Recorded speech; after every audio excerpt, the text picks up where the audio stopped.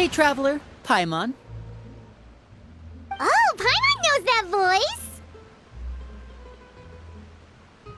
Over here.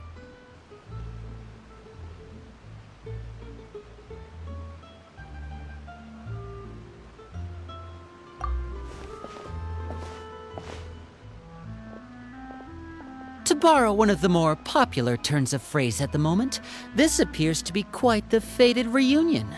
Running into you two out of the blue like this has really made my day. I certainly wasn't expecting it. You can say that again. What brings you to Poisson?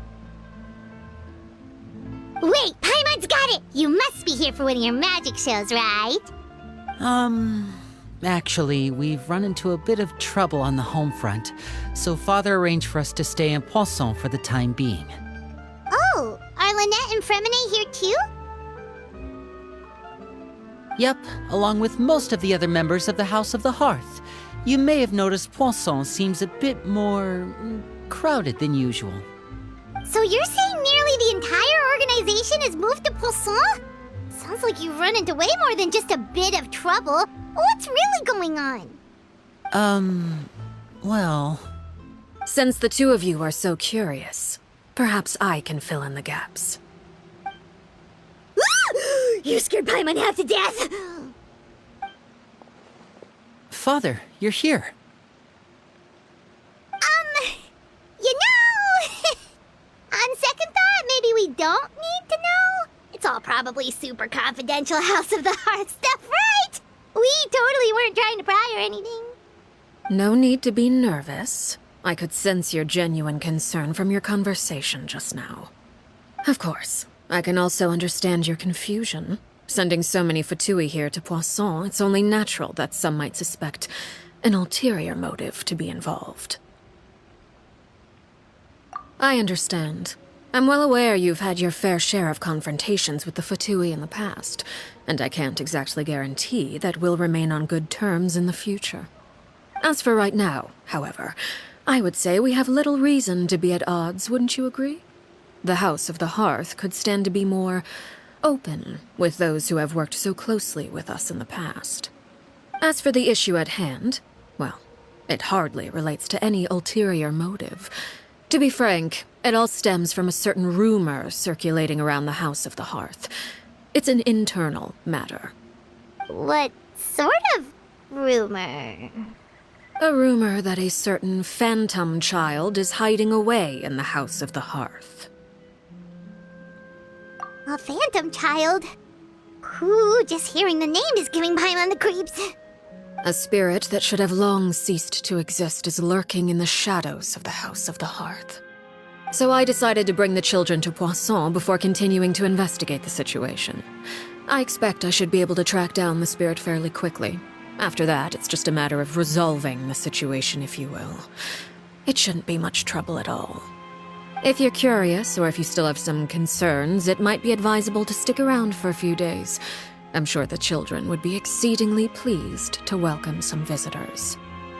Lenny, I'll leave you to entertain our guests. I have some matters to attend to. Of course, Father.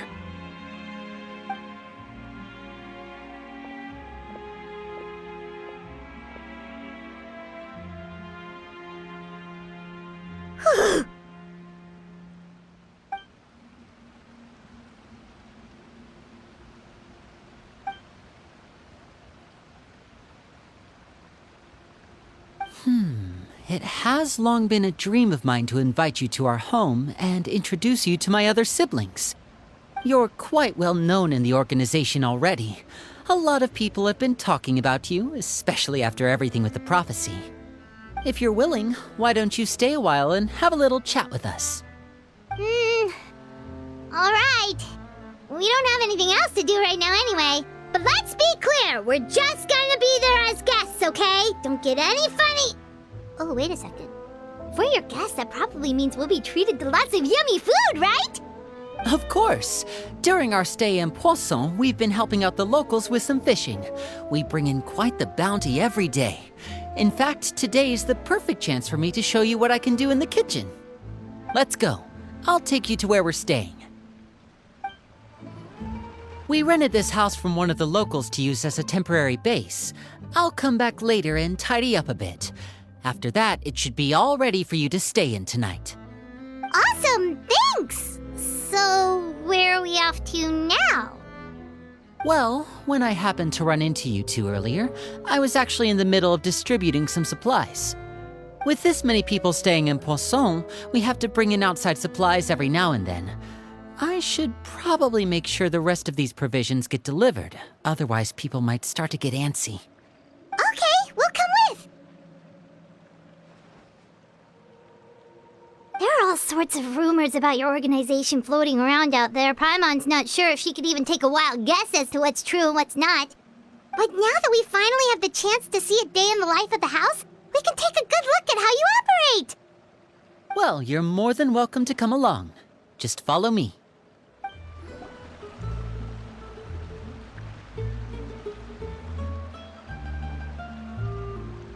Linny! We're finally here! The supplies. I'm assuming you've... Brought them with me? Yep, here you go. Hello? Something caught your eye? It's the Traveler in Paimon! No way! Come here, everyone! Hurry! The Traveler and Paimon are here!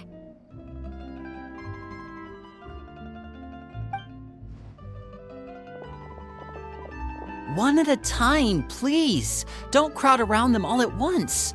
We don't want to scare off our guests now, do we? Oh, it's all right! Gotta say, Paimon didn't realize we were this famous. Of course! Father and Linny have told us so much about you. Father told us about how you helped Linny. According to her, you're a trustworthy friend. And as far as she's concerned, that's pretty much the highest compliment we've ever heard her give. As you can imagine, everyone's been very curious about you. I heard the Traveler is so strong that she can move a mountain with her bare hands. I heard Paimon eats so much that she can clean out the entire pantry at Hotel de Boer in just 3 days! Wait a second! That's the rumor you heard about Paimon? Oh, not cool at all! Oh, wait! When guests visit, you're supposed to give them gifts and stuff, right? Oh, we don't need something like that. Besides, we don't have anything to give to you! Come on, we insist! I can give you some of my new potions. Just pick your poison. And by that, I mean medicine or actual poison. I've got both. Huh? Or maybe Shaplo can teach you guys about stealth! He's super good at it! He's never been caught. Ah, now that's not a bad idea. I know you usually prefer to fight head-on, but it never hurts to expand your bag of tricks, right? When it comes to eliminating your enemies, staying quiet can go a long way. Trust me, I would know. I was poisoned not too long ago, and I'm still dealing with the after effects. So I'm not quite as good as I was before, but I can still give you some pointers. Wait, when you said gifts, Paimon didn't think you meant poison and stealth tactics. But those are the best things we can give you. You don't like them? Ooh, how about this? Tell me the name of someone who really annoys you, and we'll teach him a lesson for you. All right, Fold, Selwar. I think that's enough suggestions for now. When it comes to being a good host, it's the thought that counts. You don't need a physical gift to make our guests happy. In fact, pestering them with suggestion after suggestion might make them more annoyed than anything. I would say your enthusiasm has certainly gotten across. Really? Awesome! It's been so long since we've had guests to play with. If there's anything you need, just let us know. Yeah, especially if it's poison or something. I've got all sorts of potions for that. Well, we'll talk to you all later. We've still got supplies to distribute. All right, see you later.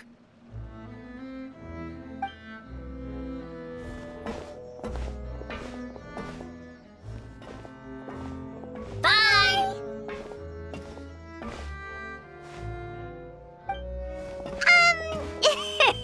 Lenny, about all that poison and stealth tactics talk just now. Scared you, did it?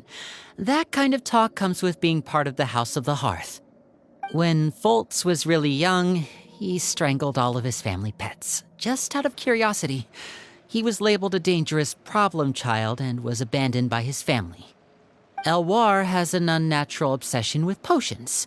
Father has forbidden her from trying all the different concoctions she comes up with, but she still tries to test them in secret. You really have to keep an eye on that one. Chaplot is around my age.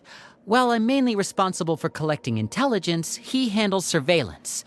He's very passionate about his work and has no reservations about taking on some very difficult missions. I know you two probably aren't used to that kind of talk, but I can promise you they only had the best of intentions. Things like stealth tactics and developing different poisons, they really mean a lot to them. They were just trying to share the best of what they could offer, that's all. Filiol, supplies are here. Thanks. And who are these two? Outsiders? Allow me to introduce you. This is the Traveler and Paimon. Oh, you're the famous duo I've been hearing so much about. It's nice to meet you. I heard you've traveled to all sorts of places. Is that true? Of course! We're making our way all across to that! Oh, good for you. You must be pretty familiar with Fontaine by now, then. Have you seen the new opera that started running recently? I think it's called... The 4,000 Thieves? Oh, this is the first we've heard of it. It seems like it's going to be fantastic. From what I've been able to tell from the posters, anyway. You should definitely check it out if you have the time. Oh, and there's The Blind Maiden, too.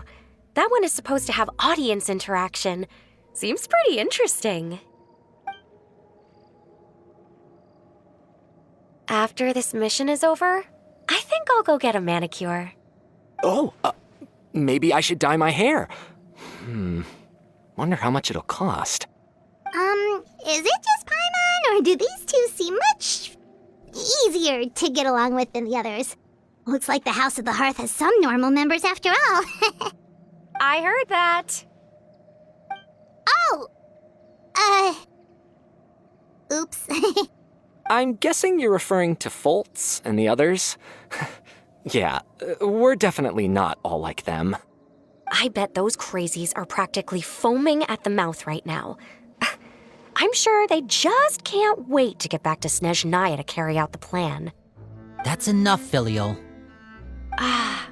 Don't talk about family members behind their back, right? Whatever.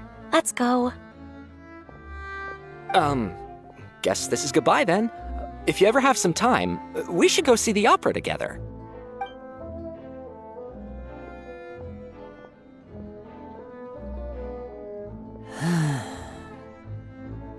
Well, that's it for the supplies. We should probably head back as well.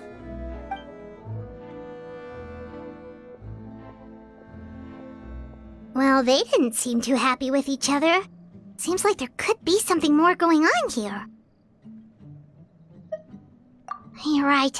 We're only here as guests after all. Oh, Winnie's getting super far ahead. Come on, let's catch up. So, what do you think of the members you've met so far?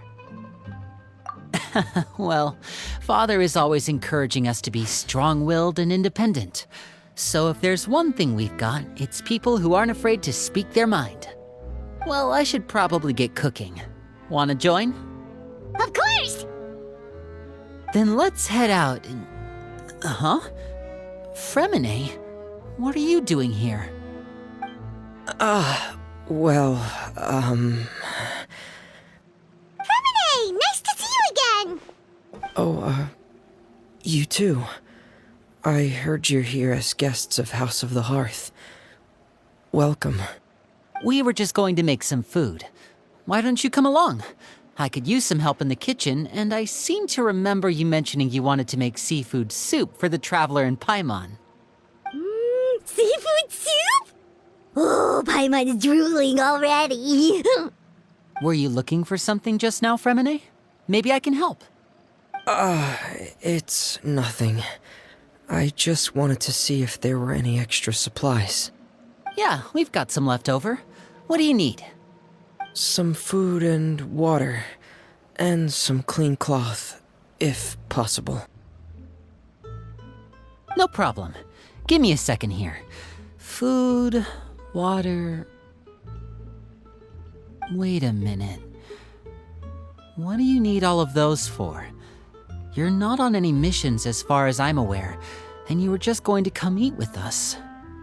So what's this all about? I thought I'd grab an extra portion because I get hungry at night. Could be because I'm growing, you know, and... Fremine, you remember what I told you? You're not like me. Your lying skills still need some work. Tell me what's going on. Is it really bad enough that you have to keep it from your own brother?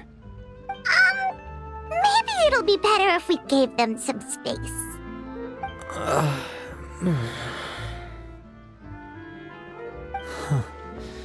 This is the first time I've seen that kind of look on your face. Whatever happened, does it have something to do with Father? Yes. Just follow me. You're back! Oh, and you've brought some friends with you this time. Hello, my name's Linny. I grew up in the House of the Hearth. And you are? Hi, Linny. I'm also a child of the House of the Hearth, just like you. You can call me Clairvy. Clairvy? It's nice to meet you. Does that name ring any bells, Linny? No, not at all. That's not a name we have on our roster, I'm sure of it. What I'm not sure of, though, is how she managed to sneak in. She must be the phantom child Father's been searching for. From the looks of it, I'm guessing you were the one that found her, Fremine. You, haven't told Father, have you? No, I haven't told anyone. I've just been keeping her hidden. For how long? About half a month now. So ever since we got to Poisson, then. Do you have any idea what you're doing? I know what I'm doing. Really? 'Cause from where I'm standing, it looks like you're hiding the very person Father has been trying to find. If Father finds out about this, everyone involved is going to be punished. You know the rules of the house, Fremine. I know you do. Father doesn't tolerate any form of betrayal. So why are you doing this? I've thought it through. And I just can't hand her over like that. Linny, don't you remember last year? Chaplot nearly died after getting poisoned during that one mission. He wasn't able to get back before the poison started taking effect, and not a single person was there to help him. That night, while I was sleeping, I heard a voice telling me to go save him. I opened my eyes, but I couldn't find the source of the voice. I thought maybe I was just hearing things, but I went to look for him anyway. Luckily, I got there with enough time to save his life. That feeling of being haunted, of hearing voices, it's happened many times in the House of the Hearth. I'm sure you've noticed. So what you're saying is, that was her? She was the one who spoke to you that night? Unless there are other spirits roaming around the House of the Hearth, I don't think there's any other possibility. If Clairvy were our enemy, it wouldn't matter whether she was a spirit or an actual child. I would have acted without a second thought, because that's what Father ordered us to do. But she's been living with us, helping us from the shadows all this time. I think that makes her family. I couldn't just hand her over to be dealt with. Not when there's so much we still don't know. So what's your plan then? You can't keep her here forever. Someone is bound to find out eventually. I haven't thought that far yet. I don't want to disobey an order from Father, But I also don't want to put Clairvy in danger. Come with me. There are a couple things I'd like to say to you in private.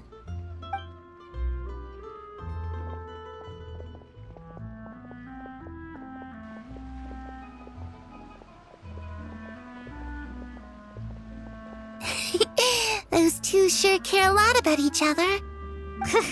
Well, they got a funny way of showing it. From where Paimon was floating, it sure seemed like they were about to bite each other's heads off. No way! They have a really deep bond. I could tell right away, 'cause I also have a friend like that. I just don't know how long that kind of bond can last.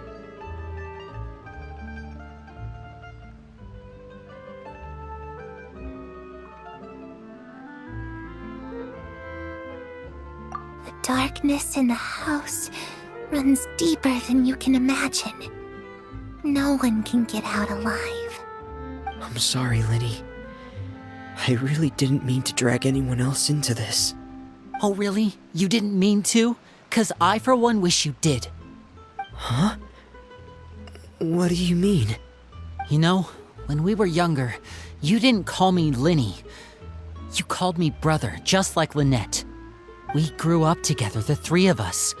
We were all orphans, all rescued by father. Of all the siblings in the House of the Hearth, I think our bond was the closest. Later on, when you started calling me Linny, I wasn't actually surprised. After all, Lynette and I are related by blood.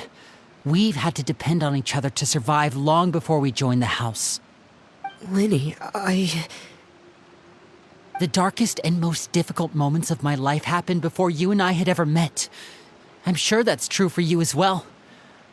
Even so, Fremine, we've stood by each other for all these years now, and to me, that means more than blood. You and Lynette are the most important people in my life. No one can replace you. So I won't let you face anything alone. Not if I can help it. Oh, looks like things are getting kinda heated between Linny and Fremine. Maybe we should go check on them. Hey, you two! Hope we aren't interrupting anything. Like a fight, or... Oh, wait a minute, Fremine. You're not crying, are you? Is everything alright? everything's fine. Thanks for asking. Well, we're all friends here, right? We've been through so much together, so if there's anything we can do to help, just say the word. It's just a small family dispute. It's not something our guests should trouble themselves with. In fact, it might be better if your stay ended here. What are you getting at, Traveler? When guests are around, families are often on their best behavior. And any disputes are less likely to escalate. That's what you're trying to say, isn't it? I just... Thank you. I was really hoping to keep you out of it. But even if I could think of some other reason to turn you away, I'm not sure I could convince you. I know things could turn dangerous, so I promise you this. From now on, I'll protect you like my life depends on it. Me too. Well, back to the matter at hand then. If we don't plan on handing Clairvy over to Father, then our only other option is to solve the mystery of her identity before Father is able to track her down. That means finding out where she came from and what she's doing here. Then we can send her on her merry way and pretend like none of this ever happened. I've tried that already. And? And... nothing.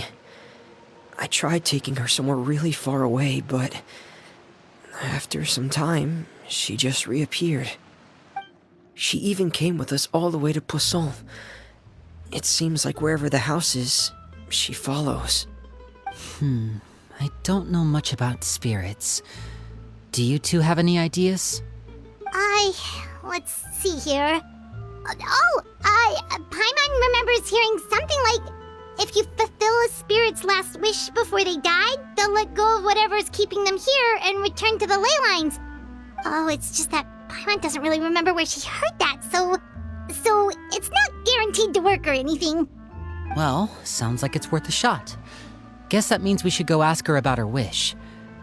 But first, Fremine, I need you to promise me something. What is it?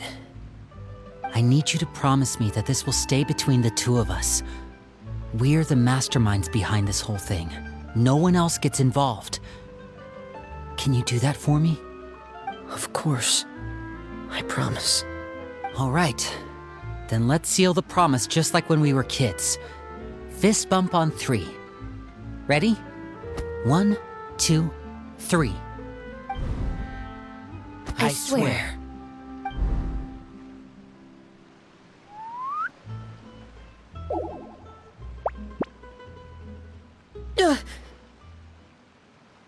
Whoa! Lynette! But what a surprise! What brings you here, dear sister? And, when exactly did you get here?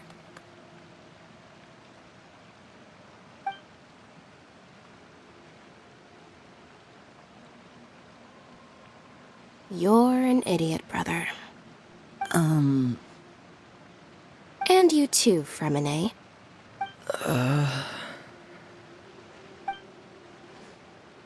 You 3, Traveler. And you 4, Paimon. Wait, what did we do?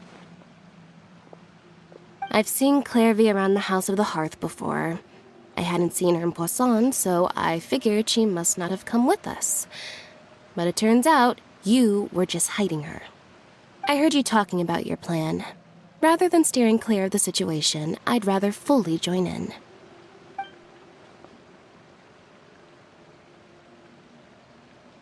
If you don't agree, I'll have no choice but to report everything back to Father. Simple as that. You're not giving us much wiggle room here, Lynette. Well, I guess we're all in this together then. After we talk to Clairvy, we'll figure out our next move. There's no time to lose. Let's go.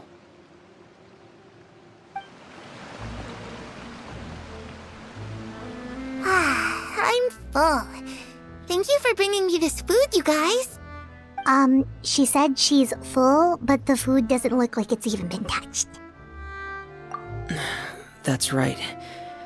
Based on what I've been able to observe, it doesn't seem like Clairvy can interact with the physical world at all.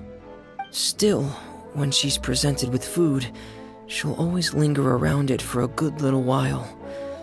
Maybe, in her mind, she really is eating those things. Does she know that she has already passed away? I've tried to ask her, but she didn't answer. My guess is that she's just as confused as we are. Or maybe she couldn't understand the question at all. Clairvy, if you've got some time, I'd like to ask you a few questions. Sure. Oh, another new friend. Hi, I'm Clairvy. Hello. Clairvy, how did you join the House of the Hearth? Huh?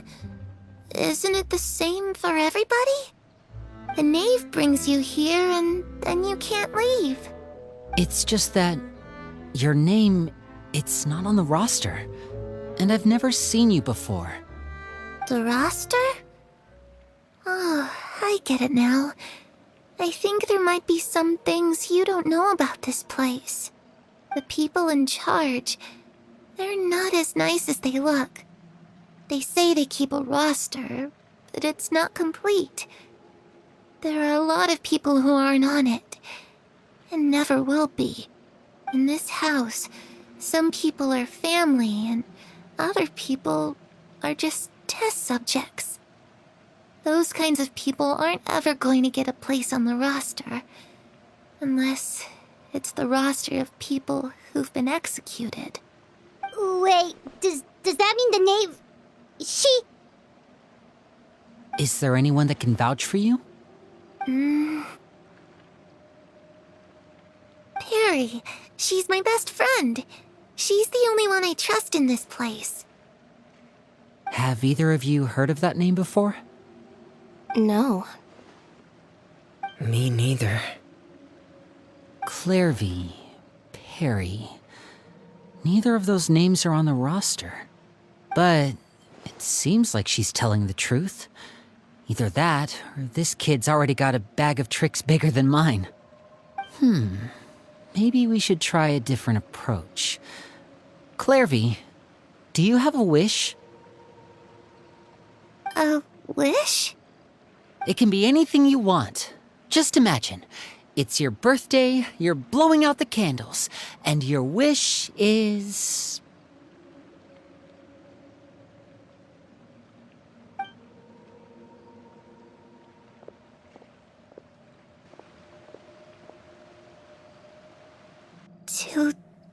To go outside, where the sun can find me. That's it? Well, that sounds easy enough. The darkness in the house runs deeper than you can imagine. No one can get out alive.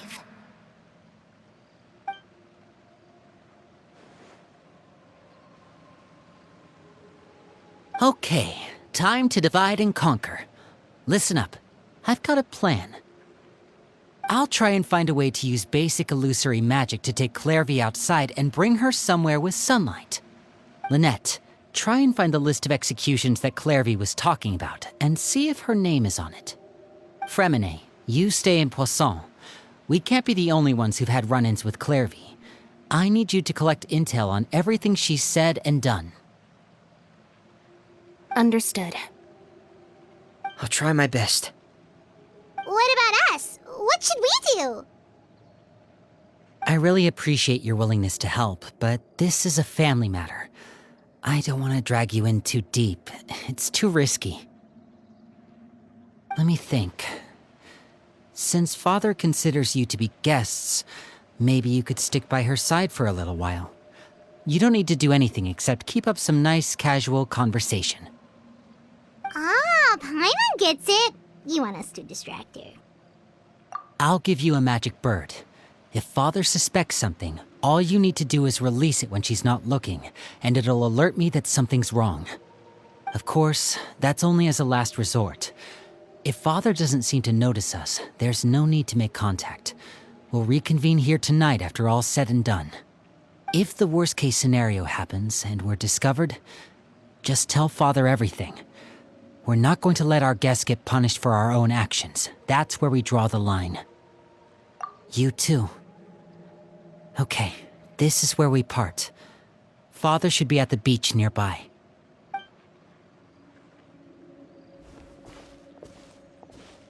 I really hope this goes well. No, it has to go well. That's the only way this can get resolved.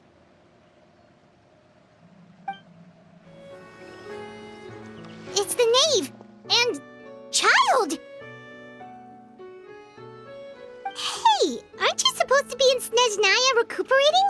What are you still doing in Fontaine? Oh, it's you two. I didn't expect to run into you here. I was unconscious for quite a while after the fight in the Primordial Sea. After I woke up, I realized I was being taken back to Snezhnaya, and well, I couldn't have that now, could I? Not when I've still got unfinished business here in Fontaine. So, I mustered up all my strength and made the journey back on my own.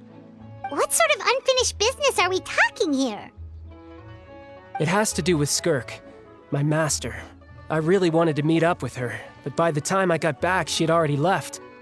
I still have so many questions for her. Without any other leads, all I could do was ask the knave to help me track her down. She must have left behind some traces from her time in Fontaine. Oh, okay, so have you found any clues? Unfortunately, no.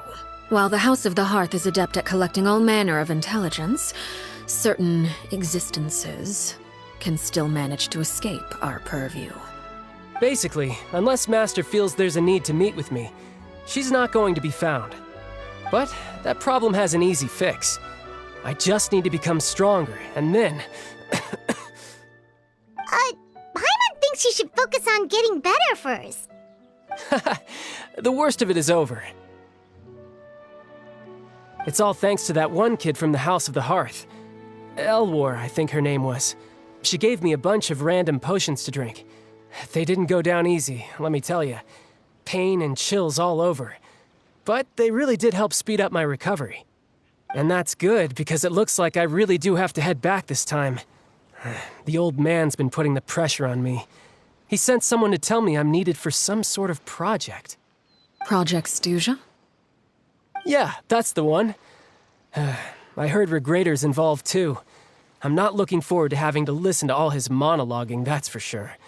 Hey, maybe you could think of a way for me to stay in Fontaine for a little longer.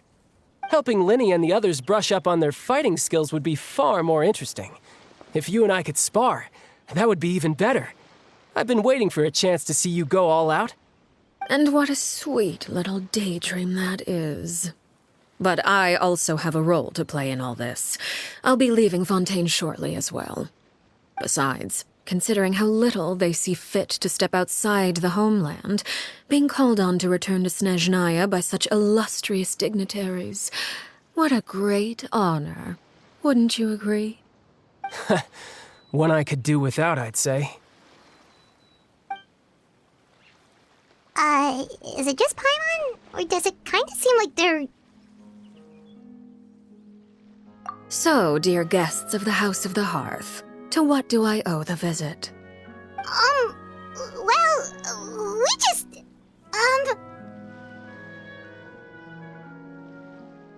Right!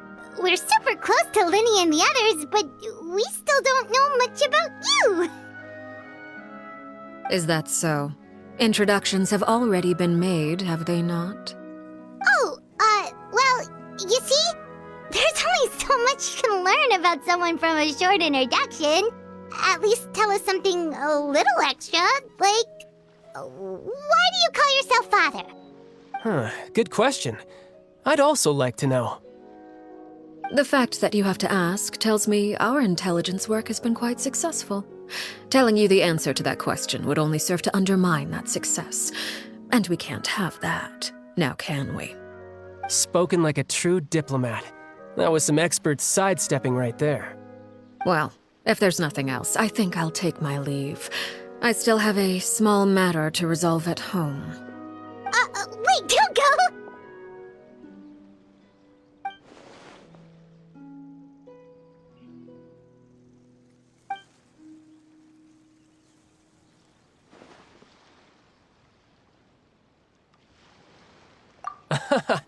I'd also like to hear the answer to this. I've met some of the members of your organization, and they all seemed like really good kids. They actually reminded me of Tonya and Tusser. Which, by the way, if you ever betray them, I'm just letting you know, I won't let you off easy. And why would I betray them? Well, you've already betrayed the House of the Hearth once, haven't you? At least, that's what I heard.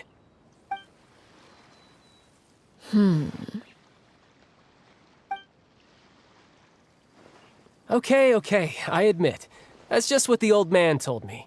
The rooster, I mean.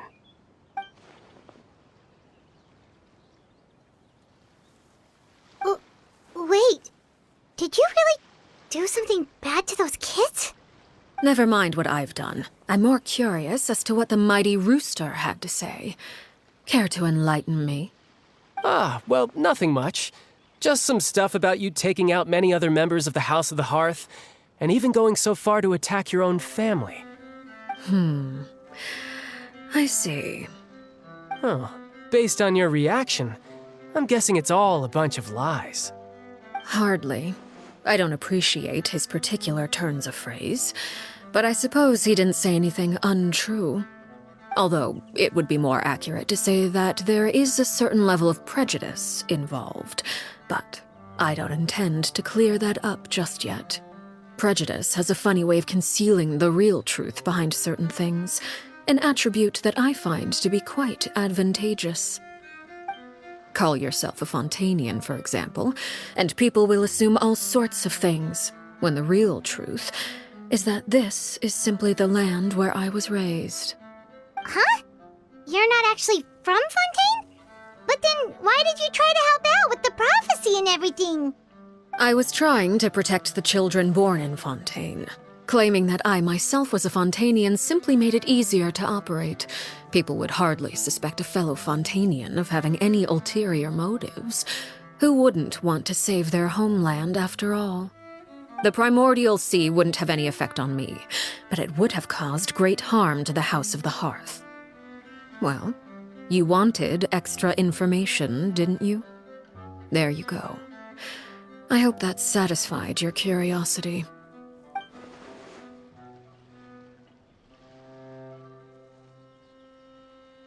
So, you stayed in Fontaine for the kids. I guess I was wrong to believe you'd betray them. Apologies. Looks like I was holding on to some prejudices myself. Good. Like I said, I like it when others have misconceptions of me. Actually, while I was recuperating at the House of the Hearth, there was something else that really caught my attention. I heard that members always resolve disputes and arguments with a friendly spar, and the loser has to back down. Seems pretty cool if you ask me. Would also give them plenty of opportunities to hone their skills. Well, that's only a recent development. In the past, such spars weren't nearly so friendly. The losing party would lose everything, including their life. They were that high stakes? Whew, at least that's not a thing anymore. Well, the current atmosphere's not half bad. I'm a bit jealous, actually. You've got so many family members around you, and you even get to live with them. Having a lot of family around means dealing with a considerable amount of bickering and scheming. Once Tonya and Tusser enter their rebellious phase, I'm sure you'll understand. Just imagine. Tusser becomes obsessed with plucking out strands from the rooster's mustache, or Tonya decides to dye her hair 42 different colors. Okay. I get the picture.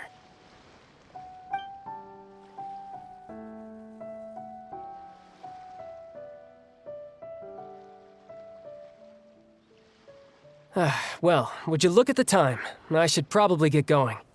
Traveler, Paimon, I'm not sure where our paths will cross next, but the next time we run into each other, we should definitely try and find some time to spar. Again,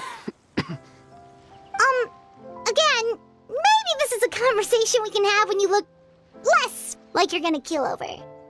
All right. Well, thanks for everything, Arlechinno. No thanks necessary. You also played a part in obtaining the Gnosis. I would say we can call ourselves even. I like the sound of that. Well, I'm off. See you all some other time. We should probably get going too. Do you want to head back with us? Oh? You want me to leave so soon? Oh, well, you see, I'm rather enjoying the evening breeze. If you don't mind, I think I'll stick around for a bit. I have some things to think about. Apologies for not attending to you like a proper host. Please forgive this slight. I do hope you'll have a pleasant stay. Winnie, how did everything go? Well, long story short, we ran into a small issue. Clairvy can't go into the sunlight. Everything was fine at first. She followed me up to the surface just like I told her.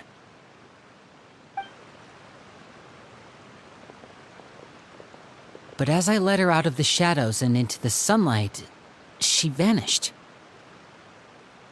I turned around and there she was, standing at the edge of the shadows, silently watching me. Huh. Maybe she's afraid of sunlight, or... No, it wouldn't be her wish if that were the case. Well, we could always try pushing her into it. Oh, true. I've pretty much tried it all already. Nothing worked.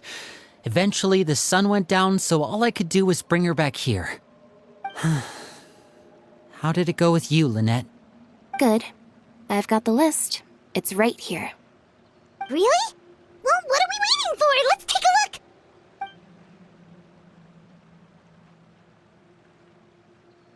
Oh, that's a lot of pages. Oh, it's gonna take forever to get through it all. We can each take a section. Here. La Pouillade, L'Endroit, Chambel, Aurere. Oh, yikes. That Aurere guy has a huge scar on his face. He's kinda giving Paimon the creeps. Ah, I've met him before. The scar is from an injury he received during a mission. I still remember him joking with me about it. He said any future lover would take one look at him and then lose all interest. Did he say anything else? Well, I asked if there was someone he was interested in. He said no, and that's where our conversation ended. It was only later that I learned he really did have someone he liked. He risked everything to escape so he could be with her, but it didn't work. One day, Father asked to see him, and, well, I never saw him again after that. Wait, so that means the knave, she... It may seem cruel, but it's just one of the rules of the house. Betrayal is not to be taken lightly. We know too many secrets to come and go as we please. So, if you do try to leave, you pay with your life.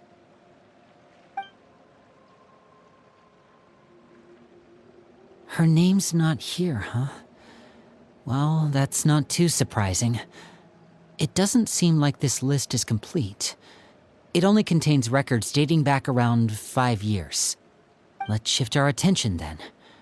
Fremine, were you able to find anything out? Fremine. Sorry. I was thinking about something. I managed to talk to quite a few people, but I couldn't help but notice that the atmosphere in the house was a little... strange. Strange? Yeah, I mean, I know there have been arguments in the past, times when people haven't gotten along. Chaplot and Filiol are a good example of that. Oh, those are two of the people that we met while delivering supplies. Paimon can see how they might not get along. They had very different vibes, and their, interests seem to be pretty different as well. That's to be expected, actually. Father brought us all here, shared her knowledge with us, taught us how to fight. That's one thing we all share. But that's also where the similarities end. Not all of us feel the same desire to stay here. As members of the House of the Hearth, we're also considered part of the Fatui. And to a lot of people, that's an identity they never asked for. Certain members get older and realize they want something else for themselves. But considering the rules of the house, most people would never say that out loud. People like Chaplot and Foltz are loyal to Father and her vision. They're proud to be part of the Fatui. Filiol and Nantoy, on the other hand, well, they aren't quite as enthusiastic. These kinds of conflicts have always been there. It's not like Father is in the dark about any of this. Well, that's true. But it just feels like things have gotten worse lately. Filiol and the others, it seemed like they were meeting in secret to talk about something. I can't say for sure, but I think they've met Clairvy. You think she's been inciting them to act out? No, not exactly. But I wouldn't be surprised if she said something to them about the darkness in the house and how deep it runs. She's told me about it before. Experiments being run on children. People being used as pawns on the battlefield without so much as the strength to survive. And they just believed all that? Without any evidence? Clairvy's words probably gave them the excuse they were looking for. Whether they actually believe them to be true is secondary. This is all because of Project Stuja, isn't it? Whoa. Hold on a second. What's this Project Stuja all about, huh? This is the second time it's come up now. Sorry, but I'm not sure of the details either. I only know what Father has told us, which is that it's something the Rooster and Regrator have been working on together. Apparently, it has to do with the Fatui's strategic plan for the future. Because the House of the Hearth was so successful in obtaining the Gnosis, we now have the honor of playing a key role in Project Stuja. Wait, but isn't that a good thing? Key role is just another way of saying dangerous role. To us, the whole thing is an inconvenience. Father thinks so too, but she's in no position to refuse. Their plan isn't exactly unreasonable, and they've been funneling the house a lot of funding. It's just that we'll lose a lot of members in the process. Participating in the plan, it's an honor in name only. What they're really trying to do is subdue us. The existence of an intelligence organization outside their control makes them feel uneasy.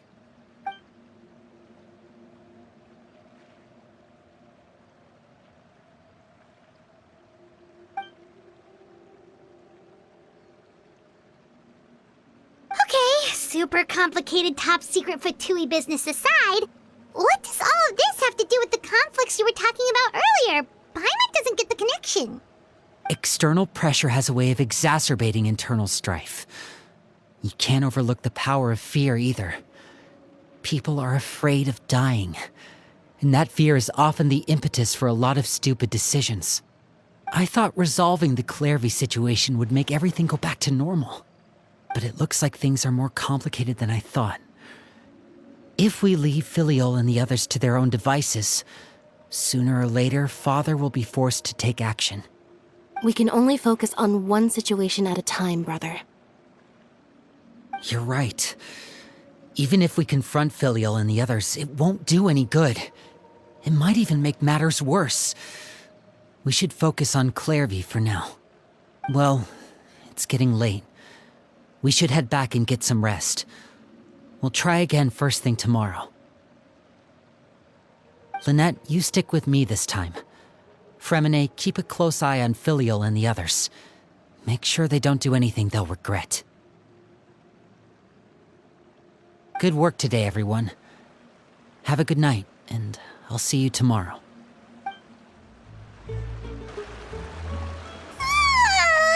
Oh, I'm always looking forward to an early night, but she can't sleep at all. Hey, you don't think the knave will be too angry with Linny and everyone if she finds out about all this, do you? She's even scary when she smiles. If she were to actually get angry... Ooh, you have to protect Paimon if that happens, okay, Traveler? Trust is ever, Traveler. Look! Look over there! Quick! Let's catch up with her before anyone sees!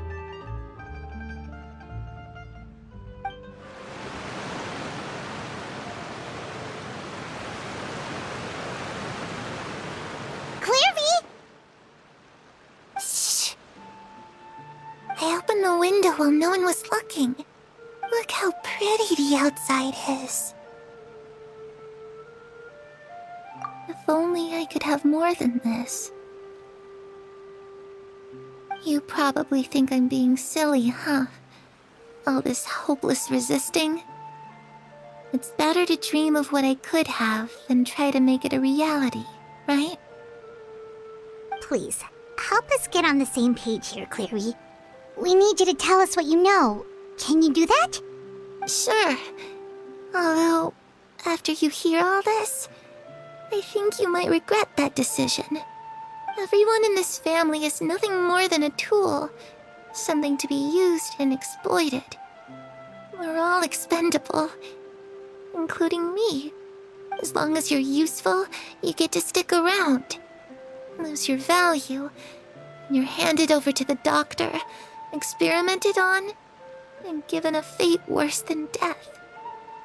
I've seen it happen again and again, and I've had enough. You're saying the knave did all that? It's just, that doesn't seem like something she would do.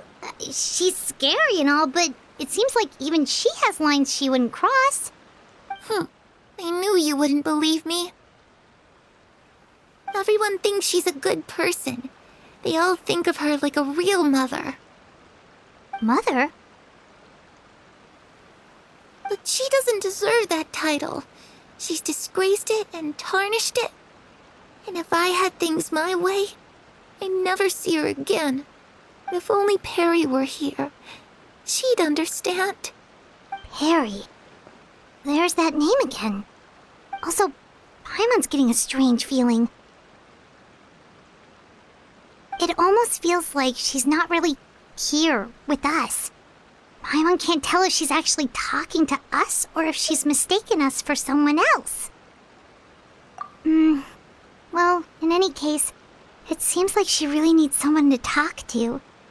We should keep her company for a little longer. She looks so young. But it seems like she's been through a lot. It's getting windy.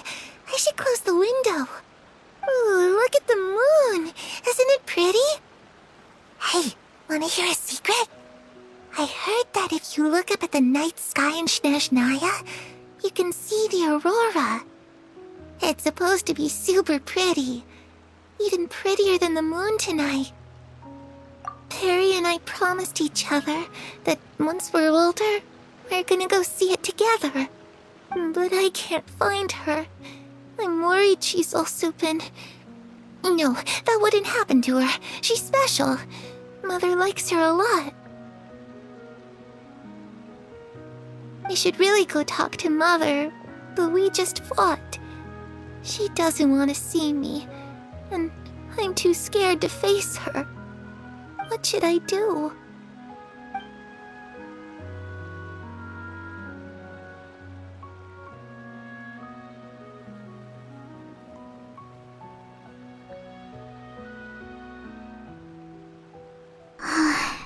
Paimon really doesn't understand what's going on with her. Well, let's head back. We've got an early morning tomorrow.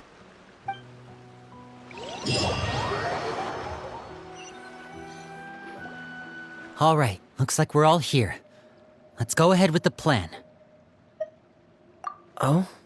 What is it? What makes you ask that? Well, we kinda ran into Clairview last night, and that's what she told us.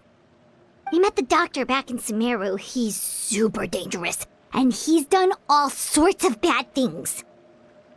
It's possible that Father and the Doctor have had certain dealings, but I don't think Father would work with him. We're not really on the same side, so there's not a lot of trust between them. That doesn't exactly set the stage for a successful partnership. I did hear, though, that when Father first became a Harbinger, the Doctor offered to work with the House of the Hearth. Father rejected most of his proposals, except for one. It had to do with some sort of secret experiment. Secret experiment?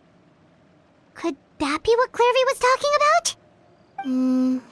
I don't think so.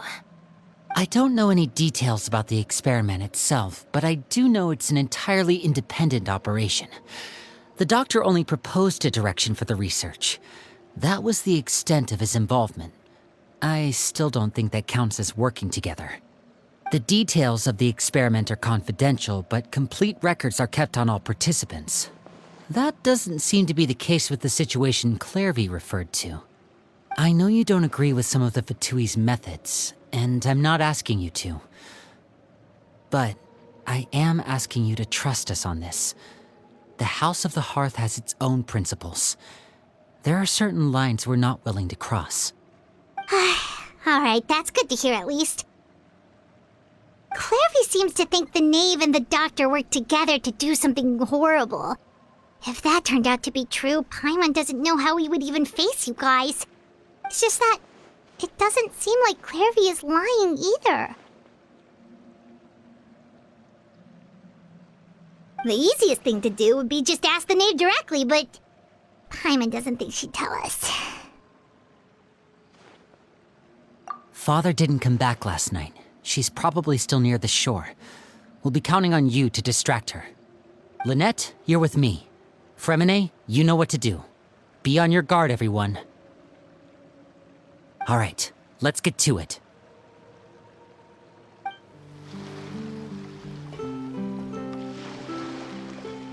Ah, it's you two again.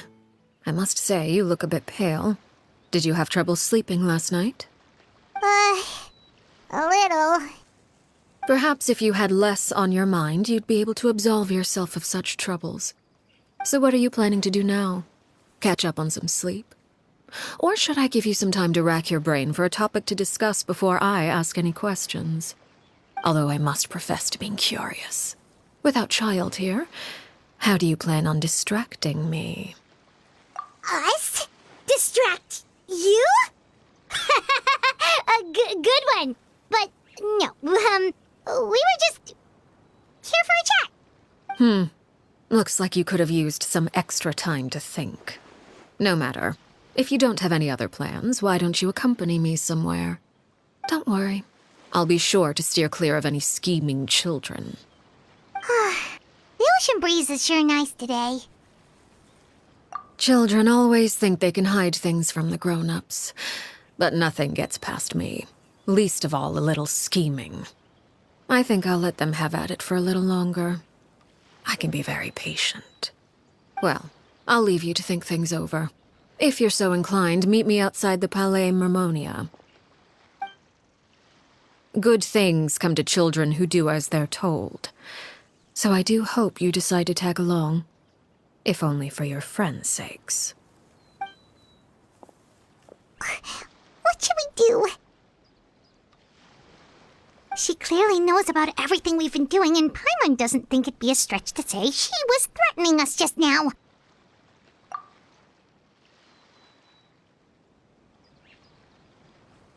Oh, good idea. Hopefully he sees it in time. Well, we should probably head to the Palais Mermonia. Paimon doesn't want to find out what happens if we don't show up. Based on what the knave was saying just now, it sure didn't seem like it'd be anything good. Okay, then we probably shouldn't keep her waiting. It seems like Lynn and the others are on thin ice, so let's do our best to not get them in any more trouble. Seeing as we still have some time before my meeting, we might as well enjoy some pleasant conversation while we wait. I'm glad to see you get along with my children. Being surrounded by good companions is necessary for a child's development. You're not planning on doing anything to them, are you? I assume you're referring to Lenny, Lynette, and Fremine. Although, there's that situation with Filial and Nentoy as well. It appears quite a few people have been acting out lately. No matter. I'm not one to discriminate. All those who betray the house meet the same fate. There are no exceptions. Does that mean you're going to kill them? Oh, are you here to beg for their lives? I'm sorry to disappoint, but the rules of the house change for no one. In my organization, everyone is responsible for their own actions. But don't you care about them at all? They really respect you. They even call you father. You must feel something for them. Any organization in which feelings come before principles is one destined for ruin. The House of the Hearth is hardly an exception. You could say our principles are more stringent than most. Perhaps I can offer you this consolation at least. As our guests, you two will not be held accountable along with them. I would imagine Linny, Lynette, and Fremine will be able to keep their lives. As for Filial, Nentoy, and the others, I'm afraid there's little I can do. They can try to escape, but once you know our secrets, there's no getting out alive. But that's awful.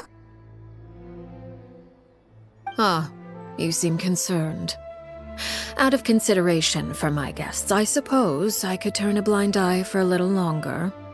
If Linny and the others manage to dispose of Clairvy in the meantime, all evidence of their wrongdoing will be lost. In that case, I could hardly punish them for something I couldn't prove. If their efforts are unsuccessful, on the other hand, all will be held accountable. And the punishment will be severe. Of course. Oh, and here, I believe this belongs to you. Do try and keep better track of it next time. It takes a considerable amount of time to train a bird like this. It would be such a pity if you were to lose it. Permanently. Wait, where did you get that? Well, I'm afraid that's all the time we have to chat. Now, for the matter at hand. I asked you to meet me here because I have business at the Palais Mermonia. It has nothing to do with you, but I think it would be prudent for you to stick by my side for the time being. There will always be time later to run off and tell Linny what you've learned. Well, time to go. Looks like we wrapped things up just in time.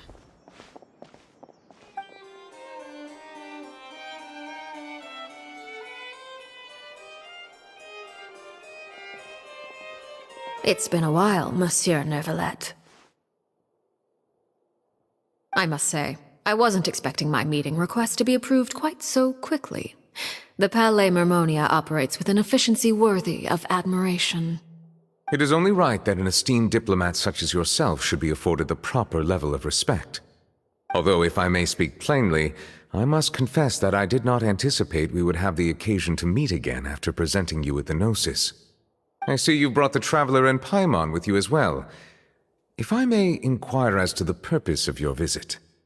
I'll be departing Fontaine shortly. There is, however, an outstanding matter that I would like to see resolved before I go.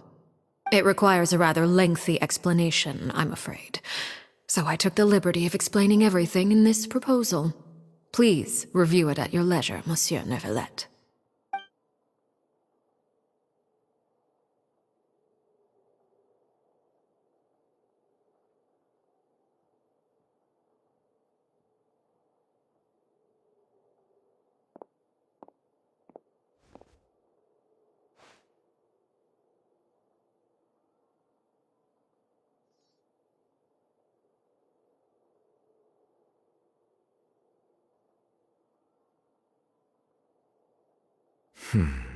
I understand your request. However, at the risk of causing offense, I must admit that I fail to see why you would wish for such a thing. I heard you have a certain fondness for water tasting, Monsieur Neuvillette, so allow me to use water as an analogy. A family is like a large body of water with countless rivers flowing in and out. As someone who watches over this system, I would hope that each river that flows from the source will eventually reach the ocean. Of course, objectively speaking, I know this is impossible.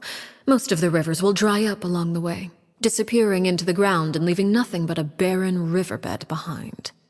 Not all rivers are destined to reach the ocean, but I would not see their existence rendered meaningless. I believe the water that flows within them is simply meant for a different destination, like a field in need of irrigation. Or perhaps the glass of a certain water-tasting enthusiast. Did you get any of that, Traveler? Your words paint an optimistic picture indeed. Allow me to remind you, however, few among us are willing to sip from a glass filled with tainted water. It may have been tainted at one point in time, but not to worry. I'll make sure it's drained of all impurities and returned to its cleanest form.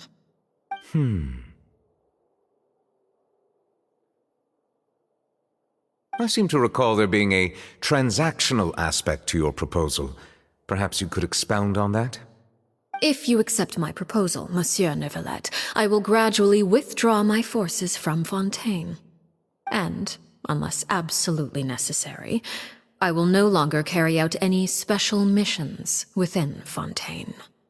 I presume I can take your words to mean that, in the future, cases similar to the Tartuffe assassination will cease to cross my desk? Tartuffe? Ah, that thief who embezzled funds from all those charities, you mean? My deepest condolences to his family, but without any evidence, I cannot imagine how the House of the Hearth might have been involved in his passing. Of course, if you accept my proposal, Monsieur Neuvillette, I'm sure certain measures could be taken to reduce the frequency of such troubles. You choose your words carefully indeed. In that case, I am inclined to accept your proposal. My thanks for your generosity, Monsieur Neuvillette. Well, with that settled, we should be going now. I took the liberty of bringing along 2 bottles of spring water from Snezhnaya for you to enjoy. I do hope I get the chance to hear your impressions. Perhaps at our next meeting, yes? Indeed. I trust you would not overlook your commitment in the meantime. All right, Traveler Paimon. Time to go.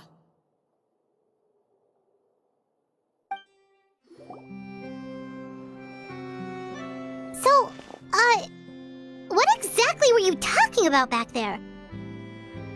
Paimon only heard you mention some rivers, a large body of water, and then some kind of irrigation scheme. You really want to know? I would imagine there might be more pressing concerns at the moment. Winnie, Paimon really hopes everything's going okay. Oh, Paimon recognizes that look. You've got your thinking cap on, don't you, Traveler?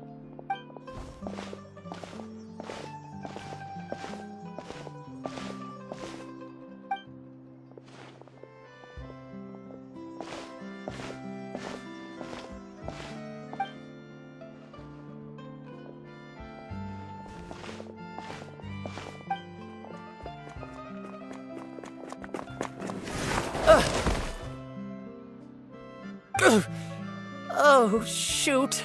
Are you alright? Oh, jeez. I'm so sorry. I was so focused on selling these papers, I wasn't looking where I was going.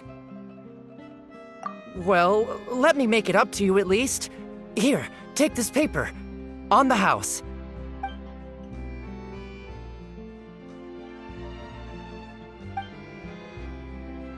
Oh, you don't have to give us anything.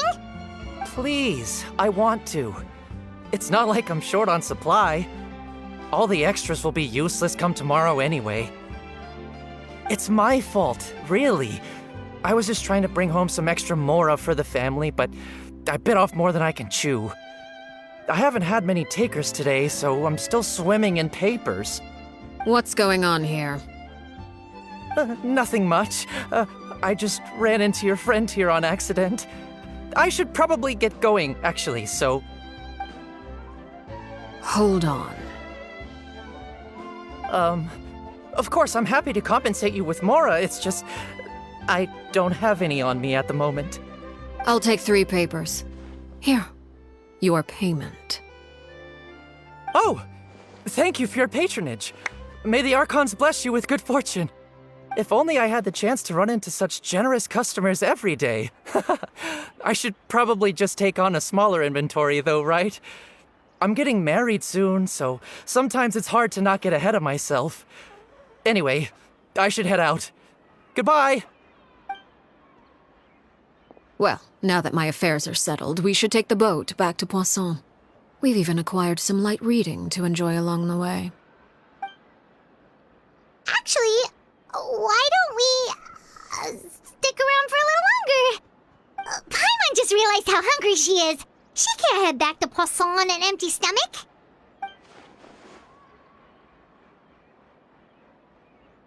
It appears you two are under the impression that delaying our return will somehow alter the situation in your favor. I'm sorry to ruin your fantasy, but your efforts are meaningless. That being said, I could be persuaded to give Linny some extra time. I just have one condition.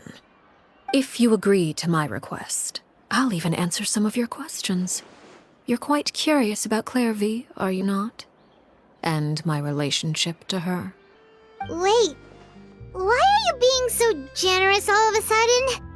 You're not gonna ask us to do something bad, are you? You overestimate yourself. You don't have the talent for bad things. Then what can you possibly...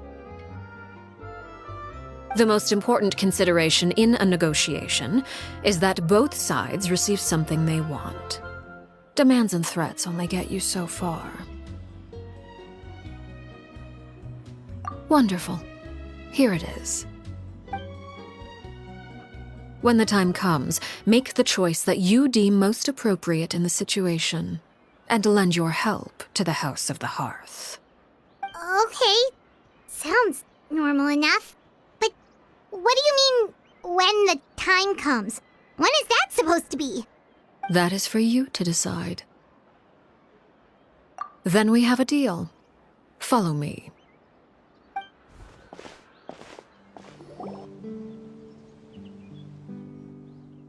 What is this place? Somewhere long forgotten by everyone.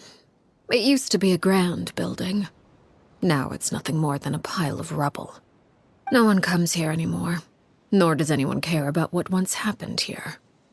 Although, this place does have something to do with the story I'm about to tell you. It was before I became a Harbinger, and before Linny and the others joined the House of the Hearth. Due to certain events, I first killed Clairvy and then her mother. And this is where it all happened. You were the one that killed Clairvy? Patience now. Allow me to explain Clairvy's side of the story first. I'll start from the beginning. Clairvy was 6 years old when she was brought by her mother, Crucibina, to live in the House of the Hearth. From the outside, it seemed like a fairy tale. A thriving family made up of kind adults and friendly children. Crucibina was the knave at that time, and the House of the Hearth was under her control. She was Clairvy's mother by blood, but she was also the mother to all the children in the house. Clairvy was happy here, for a time. But she quickly realized that being part of this family wasn't a fairy tale at all. It was a kind of purgatory. Purgatory? Exactly. The House of the Hearth takes in war orphans from all over Tevat. But as for how to raise them, that depends entirely on the person in charge. Crucibina came up with a novel idea. She would teach the children to fight, force them to duel each other, and then crown as the king of the house the child who proved themselves most worthy of inheriting her title. It's difficult to estimate the number of children who died or were maimed in the process. There's little I can say about the ones who died. The ones that emerged with permanent injuries, on the other hand, well, they still served a purpose. They would be handed over to the doctor to be experimented on, or sent away on dangerous missions. Nothing more than tools to be used and then discarded. So those were the experiments Clairvy was talking about. But what actually happened to her? You said that Clairvy was Crucibina's daughter, so if Clairvy tried to convince her to stop what she was doing, Crucibina probably would have listened, right? Despite being Clairvy's mother, Crucibina cared little for her daughter.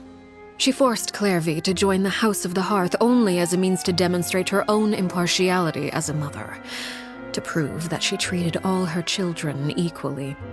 Clairvy did try to convince her mother to change her ways, but it was to no avail. After her efforts failed, the only other option was to rise up and try to fight back. Unfortunately, the other children had already been thoroughly indoctrinated into the illusion of happiness Crucibina had created. Of course, there was one exception. Someone Clairvy's age who knew the truth about the House of the Hearth. Her name was Peruere. Wait, the friend that Clairvy mentioned? Friend, huh? I suppose we can call her that for now. Clairvy was a cheerful and passionate person with a tenacious spirit. Peruere, on the other hand, was rather cold-blooded. Her cold-blooded nature allowed her to see through Crucibina's facade. Yet, it was also this cold-bloodedness that prevented her from acting against it. At least at first. While Clairvy longed for freedom, Peruere was convinced that, amid all the fighting and violence, she would make it until the end. Despite their differences, the two became fast friends, united by their knowledge of the truth. Clairvy told Peruere that she hoped to create a real family, where no one would be killed or sacrificed. There may have been a certain naivete to her ideas, but Clairvy proved her determination many times over. She tried countless times to run away, ask for help, or expose the truth. But her efforts only earned her beating after beating. The only thing that kept her going was her strength of will. Even with her body racked with pain, she would still stand on her tiptoes and open the window at night. She and Perouer would look out at the moon together, a fierce longing for freedom shining in her eyes. But one day that light simply vanished. Oh no. What happened? Her hopelessness resulted from a culmination of things. 10 years had passed. 10 years worth of failure after failure. She and Perouer weren't children anymore, but finding any chance to escape still seemed as hopeless as ever. It was during this time that Perouer suggested a new plan. If escaping was out of the question, why not take down the very person sitting on top of this throne of lies? Mother herself. Clairvy rejected that proposal. She claimed that, as a famous harbinger, Crucibina possessed an unimaginable amount of power. Trying to kill her would have an incredibly low chance of success. Clairvy never gave another reason, but Perouer could see it written all over her face. Clairvy still thought of Crucibina as her mother. Killing her own flesh and blood was a line she couldn't bring herself to cross. If she couldn't escape and fight back, then only one option remained. Precisely. Death was the only way that she felt she could be free. It happened during a duel. When she arrived at the dueling ring that day, her partner turned out to be none other than Perouer, the very person that had stood by her side all those years. It was a fierce battle. But ultimately, Clairvy decided to let Perouer end her life. From that moment on, Perouer's journey was one written in flames. When the rain finally came and washed it all away, there she stood, the sole victor in Mother's endless game of slaughter. A trail of corpses strewn across her path to success. It was the very result she had predicted 10 years prior. Even then, she believed she would make it until the end. She wasn't surprised by the fact that she emerged as Mother's undisputed heir. Rather, her success left her with an inexplicable sense of restlessness. She was unsettled, and there was only one thing that could quell that sensation. Perhaps you two would like to take a guess as to what it was? Crucibina, you mean? But... Correct. This is the place where Perouer killed her best friend. A mere year later, this is also the place where she fought tooth and nail to kill the mother they shared. The moment she acted, any conception of what was right or wrong ceased to matter. It's one of the principles of the house. Only those who survive get to write the rules. Perouer won the battle, and became a harbinger herself. After which Her Majesty, the Tsaritsa, bestowed upon her a new name. Arlechinno. So the Perry Clairvy was talking about... It was you all along. You're Perouer. Arlechinno is just a name you got later. I left that name behind long ago. I must say, hearing it now does bring back memories. After I defeated Crucibina, the moniker of Mother died with her. I chose to forego the title she called herself, and even chose to give up my own name. I rebuilt the House of the Hearth under a new identity. Not only as Arlechinno, but as father. And that is where the story ends. Any more questions? Yeah. Based on what you just told us, Clairvy wasn't a little kid when she was killed. So the Clairvy we met... Was she really a spirit at all? I suppose you could call her an illusion born of flame. Her existence is like ashes to a fire. Something left over in the wake of blaze and ruin. You see, a certain power runs through my veins. It's not unlike a curse. My flames leave behind shadows of anything they consume. Of course, the chances of those shadows morphing into a sentient entity are exceedingly slim. Clairvy is a very special case. Clairvy died when she was 16 years old, but what emerged from the flames was her 6-year-old self. Her appearance wasn't the only thing affected. Most of her memories were lost to the blaze as well. Memory is a mysterious thing indeed. Losing a portion of your memories will alter your sense of self. Lose 10 years' worth, however, and it would be like living in the past. Like returning to a version of yourself that never grew up. No wonder Paimon got such a weird feeling when we were talking to her. Perhaps I should put it this way. Clairvy is someone trapped in time. It may seem like she exists with us in the present, but she truly lives in the confines of her own past. So if all of that is true, then you must have known about Clairvy for a long time. Indeed. She's a rather volatile and unstable entity. Sometimes she would look after the children. She's even saved some of their lives. But other times, she would hide from me and become obsessed with revealing the truth about the house to anyone who will listen. Shadows don't have the capacity to learn or grow. Any new information they encounter is quickly forgotten over time. Your attempts to expose Clairvy to sunlight, they failed, yes? The reason is actually quite simple. In Clairvy's mind, the house is impossible to escape, and it is this very perception that traps her there. But no matter. All I have to do is kill her again, and all will be resolved. I don't anticipate so much as a single speck of ash will be left behind this time. Wait! Paimon can understand why you might want her gone, but isn't there another way? So what if she's trapped in her 6-year-old self? She's still your friend! At least talk to her first! It's too late for that. She broke the rules, and now she must be punished. That goes for Filial and Nantoy as well. She's had quite the effect on them. I hope you understand the difference between Crucibina and myself lies in our formulation of the rules, not our policy for enforcing them.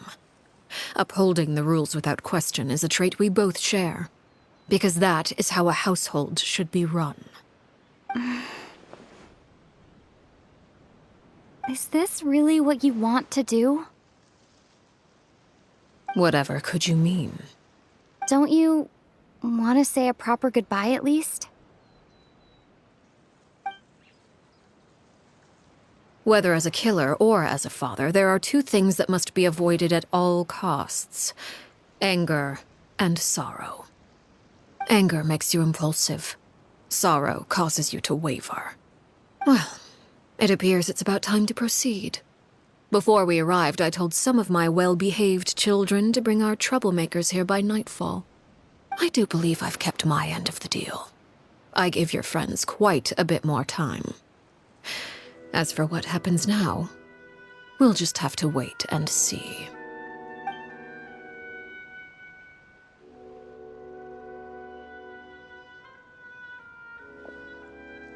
Here they are, Father.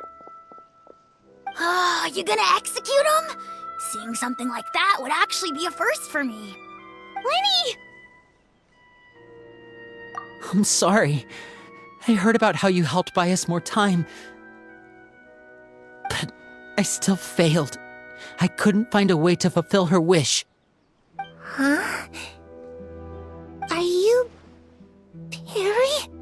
Indeed, it's been a while, Clairvy. Perry! Shh, Stay right there. I'm sorry to postpone our reunion, but first I believe certain scores need settling.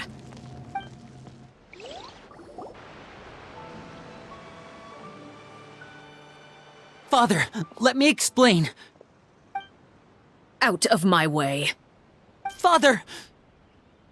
You chose to conceal a threat to the house, and for that, you must be punished.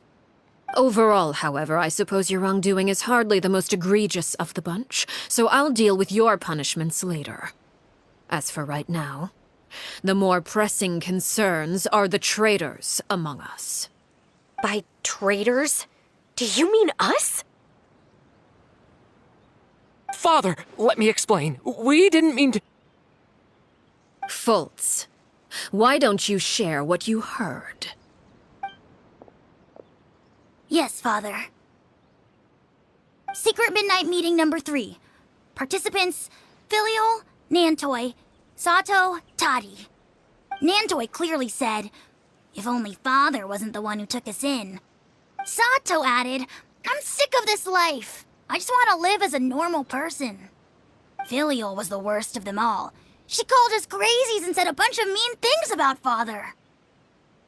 I did not! You're lying! Fultz is trying to frame us. It's not like I'm the only one who heard those things. After that, you and Toddy and a bunch of other people started talking about Clairvy. You were using all those things Clairvy brought up as an excuse to question Father. We're birds locked in a cage. The only way out is to destroy it. That's what you said, wasn't it?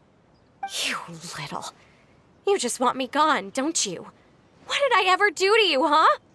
And you, Sheplo, have you forgotten who stood by your sickbed, watched over you, and changed your dressings?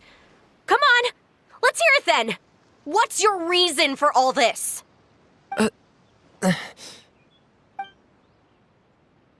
You're wrong, Filial. We don't want you to die. You're our family. Liar. You wouldn't be doing this if that were the case. So why? Why have you backed us into a corner? We all live in the House of the Hearth. You know the type of work we do, Filial. A single betrayal can cost dozens of us our lives. It's not like it's never happened before. That kind of thing is hard to forget. That's why the House of the Hearth cannot tolerate any form of betrayal. Ever since we came to Poisson, you've had 7 secret meetings. A lot of the things you talked about really crossed the line. You've been spying on us for half a month? Wait a second. Now that I think about it, the move to Poisson was just a way to make it easier to spy on us, wasn't it? Because we were all in one place. You've had this planned all along. Filial, Nantoi, I'm sorry. I owe you both my life. I owe Clairvy too. If it weren't for all your help after I got poisoned, I wouldn't be standing here today. If this were any other situation, I would do anything to repay that kindness, even if it cost me my life. But rules are rules. I'm sorry. My hands are tied. Why? Why? That's enough, Filial. We made a mistake, and we should own up to it. We broke the rules, plain and simple. And now we have to face the consequences. I'm sorry, Sheplo. Fultz. I'm sorry, Father. We accept our punishment. Chapleau, according to the rules of the House of the Hearth, how should these traitors be punished? All those who betray the house pay with their lives. And so it shall be.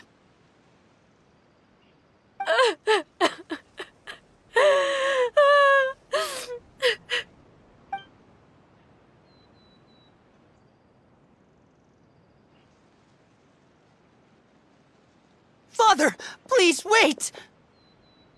Something you want to say, Linny? Please reconsider, Father. What Filial and the others did, does it really count as betrayal? We all come from broken families. From the very first day we joined the House of the Hearth, we wanted nothing more than to make it a real home.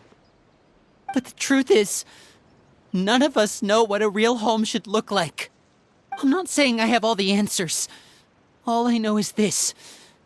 Killing Filial and the others may uphold the rules, but doing so will only bring us further away from being a real family than we've ever been. So please, Father, please reconsider. I agree with Linny. Father, please. Linny, you...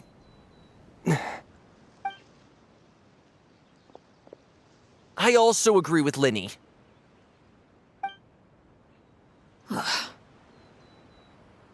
An order once given cannot be rescinded. However, given the extent of your determination, I suppose we shall have to go about this a different way. Draw your weapons and face me. Our weapons? Father, are you referring to a duel? Precisely. The rules of the house will not be altered. Traitors must be punished. However, resolving disputes with a duel is also one of our rules, one that also applies to me. Demonstrate a sufficient showing of strength, and I shall offer a concession. Wait. Beat Father in a duel? Impossible. Father is way too strong, even for Linny.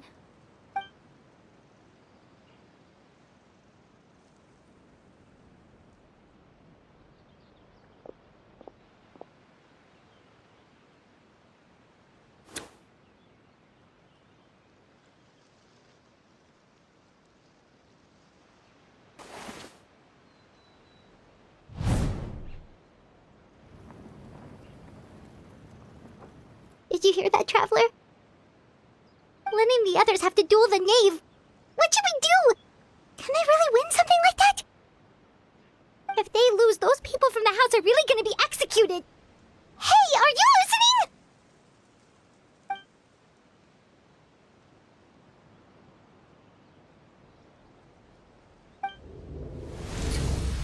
Don't you want to say a proper goodbye at least? Anger makes you impulsive. Sorrow causes you to waver.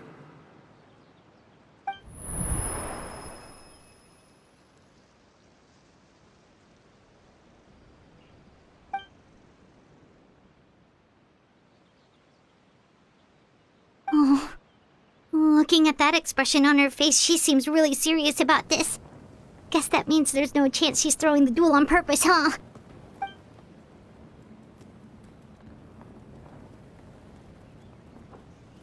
When guests are around, families are often on their best behavior.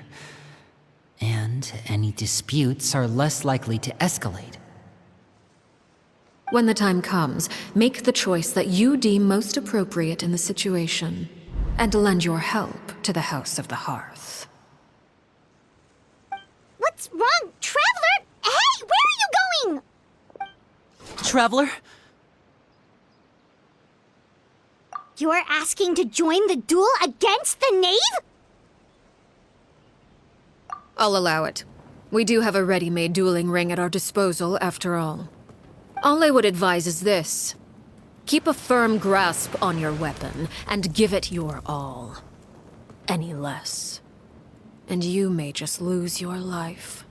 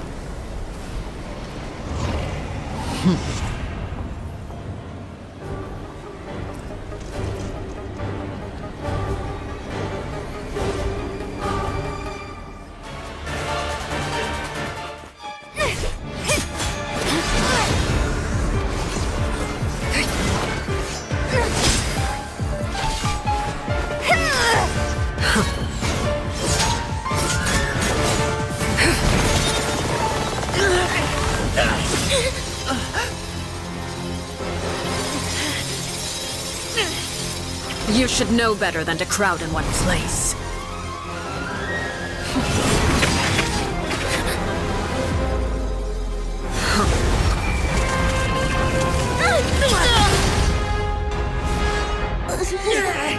Oh, I know. No! I'm sorry, Father!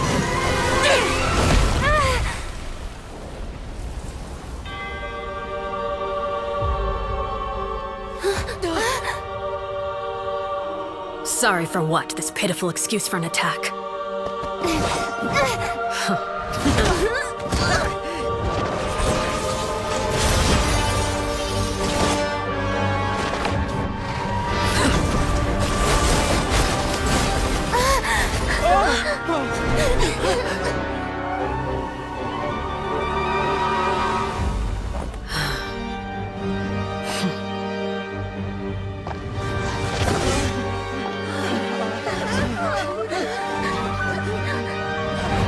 Father, no!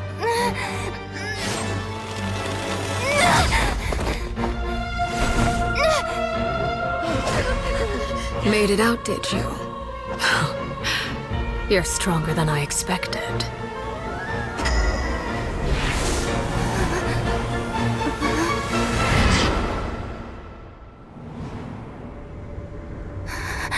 A crimson moon. I can't move.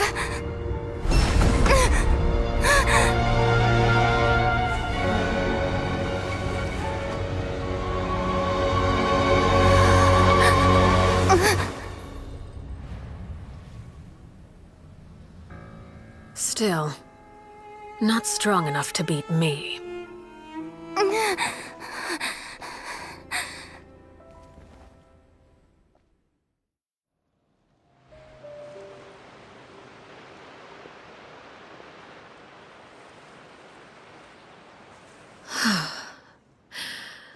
I believe we can end things here.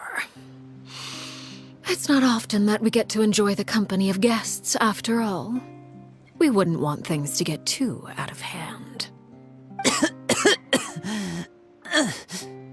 Brother, are you alright? Lenny! Given that I am the victor of this duel, as agreed, the punishment stands. No! I never thought things would end like this.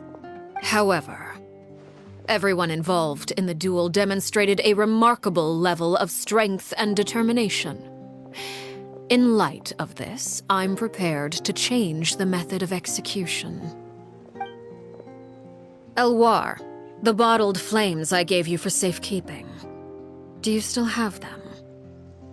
Yes? I wasn't sure what they were for, but I've kept them super safe. I didn't lose a single one. Wonderful. Then, in just a moment, I'll have you administer them.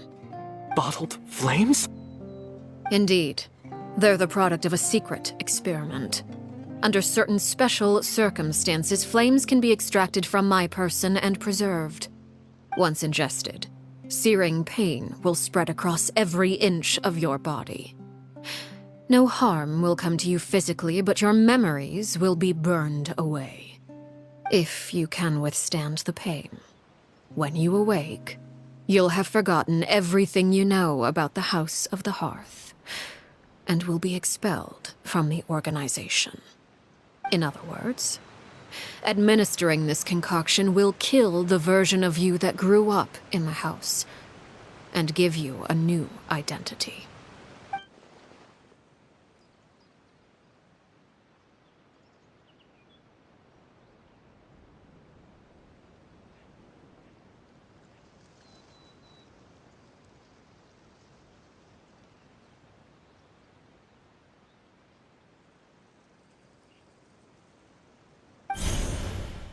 Memory is a mysterious thing indeed. Losing a portion of your memories will alter your sense of self.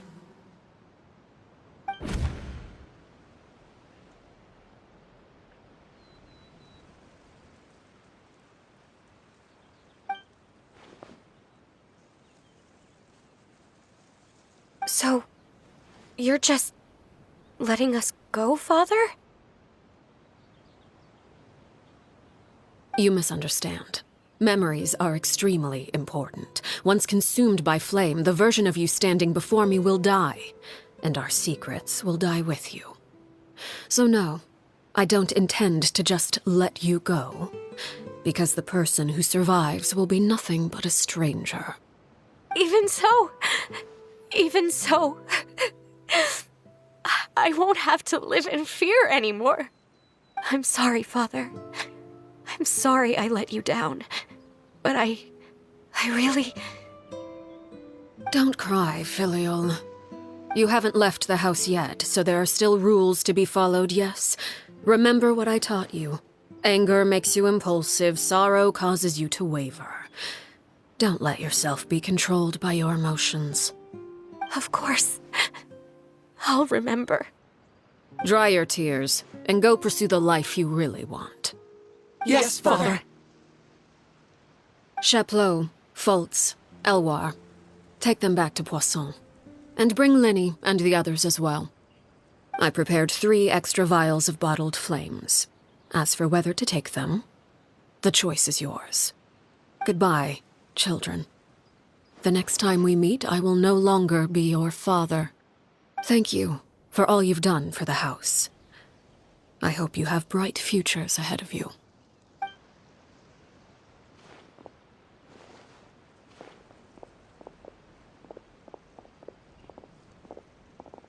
Father.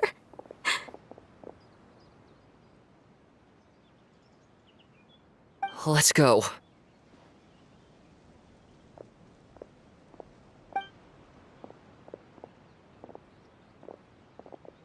Here, grab my arm, Linny.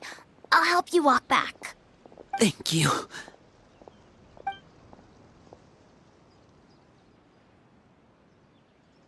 Clairvy.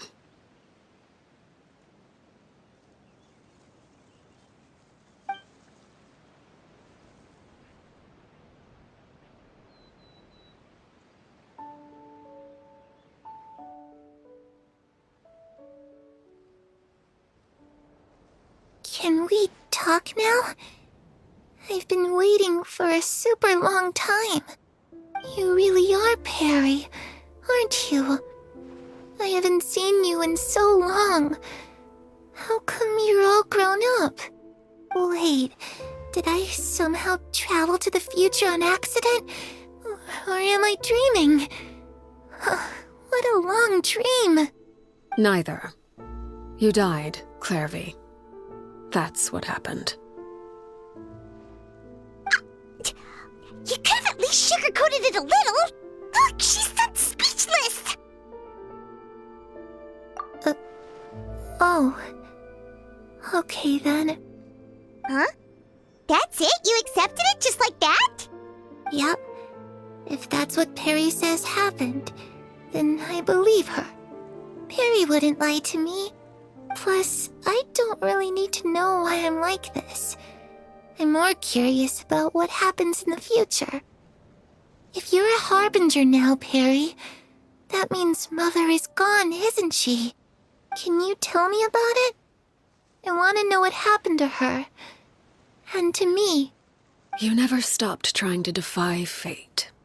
At first, no one believed you. You could only vent your frustrations to the moon. In fact, you often sought comfort in the night sky. You wanted to see the aurora, so one night we promised each other we would go to Snezhnaya to see it together. Later on, you tried to run away, but you were brought back each time.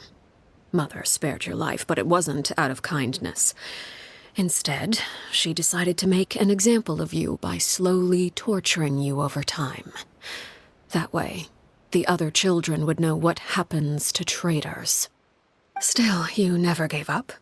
Mother hoped that through ruthless duel after ruthless duel, she would be able to crown an ultimate victor among the children she raised. But you called on everyone to unite, to fight to a draw in order to reduce casualties. Your efforts may have only delayed the inevitable, but still. You gave them hope. You tried everything you could think of, but every attempt ended in failure. Still, you never turned your sword on Crucibina, and you never turned it on me. On that gloomy day, you told me, "For the last 16 years of my life, I've done everything I can to fight for freedom. But now, I realize that the only freedom I truly possess is the freedom to choose to die." I never imagined I would say something like that. I must have been feeling really worn down. But somehow, I still think I understand. According to Mother's plan, only one of us was going to make it until the end. And I always hoped that person would be you. If I could do it all over again, I still don't think I would make a different choice. Even when I first met you, I knew you'd be able to do what I couldn't. Is that so? Even now, I'm not sure I truly understand what kind of freedom you were trying to pursue. But as the head of the House of the Hearth and as the children's father, I've tried to give them the most basic of freedoms. The freedom to choose their own fate. It's something I discussed with the Eudex of Fontaine. The children who want to leave the house will have their memories wiped clean of all secrets pertaining to the organization. In return, they will be allowed to live a normal life in Fontaine without being prosecuted for their past.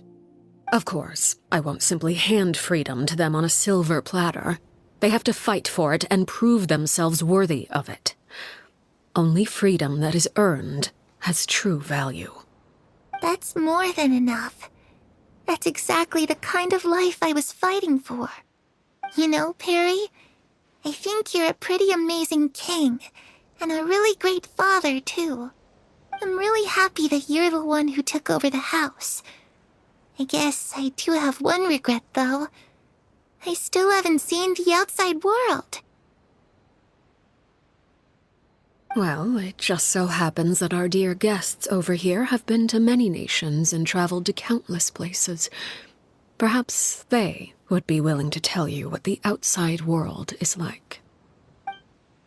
Really? Of course! We've traveled all over the place. We've got so many stories, we could probably talk your ears off for 3 days straight!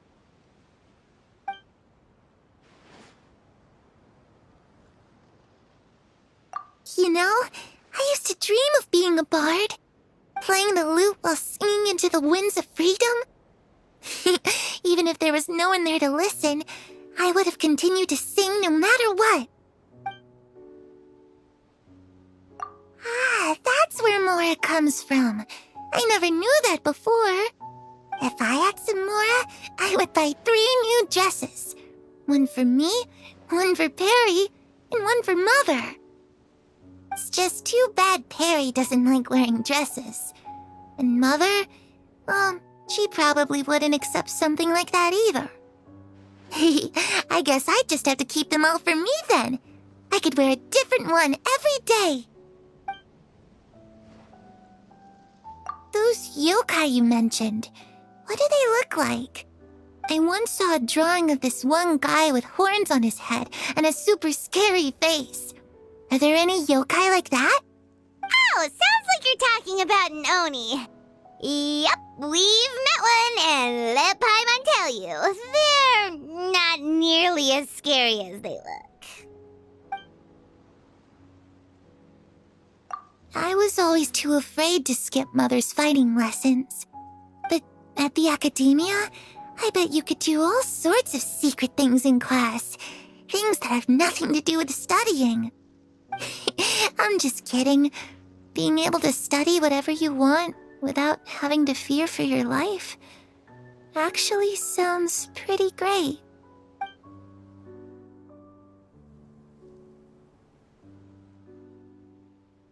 The situation was super dangerous. Lenny and Lynette were accused of committing a crime, and they were going to have to stand trial at the Opera Epicles. Oh no! That must have been hard for all of you. What happened next? Don't worry, we were able to turn the situation around super quickly. All thanks to Detective Paimon, of course. How'd you do that? Come on, tell me. Okay, so it was like this. After the failed magic show, we rushed to the scene and...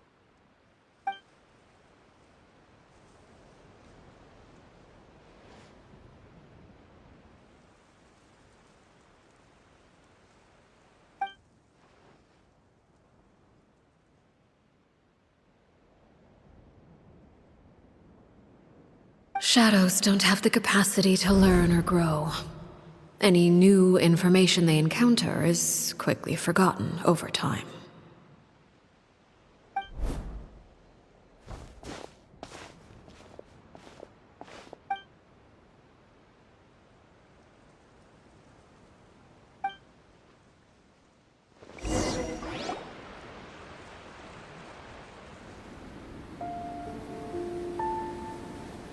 Clairvy, you've worked tirelessly from the shadows to overthrow the House of the Hearth. Now, by my authority as the Knave, I shall announce how this matter ends. You are hereby expelled from the House of the Hearth. You are no longer tied to this place, nor are you bound by its rules. You're saying that I can finally leave? I get to experience the outside world as well? Oh, I almost forgot. There's no getting older for me. Still, seeing who you grew up to be makes me really happy, Paraware. Take care of yourself. Goodbye. May we meet again someday.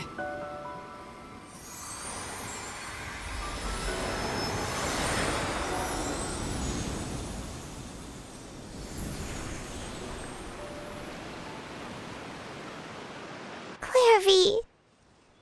She left so soon. Paimon didn't even get to finish her story.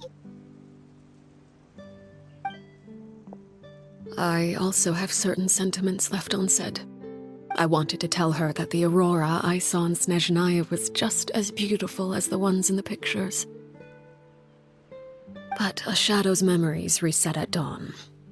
Had we delayed any longer, we wouldn't have had the time to say goodbye.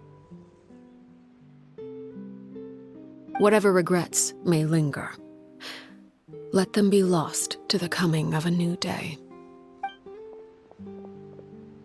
Father? It's Linny! Hey, Linny!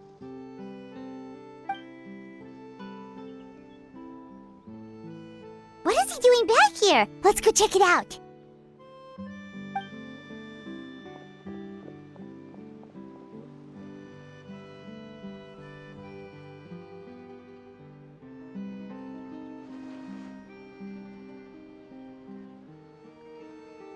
Father, the bottled flames have been administered. Filial and the others have left the house. And you? What have you decided? Thank you for giving us that choice, Father. But we never wanted to leave the house. It's the only home we've ever known. Lynette and Fremine feel the same way. They're recuperating back at the Hotel Bouffe d'été. But I decided to come back and tell you where we stood. I'm sure you're well aware of the expectations I have for you. I want you to follow in my footsteps and become the next king of the house. Yet you seem to have different ideas. I must admit, I'm rather surprised by your decision to stay. There's nothing wrong with choosing to live a quiet life. Leading this organization is a heavy responsibility, one not so easily carried by someone forced onto the throne. I just never understood what you saw in me. What made you believe I was deserving of that throne? You're brave, talented, and, most importantly, you cherish your family. You would do anything to protect them, even if it costs you your life.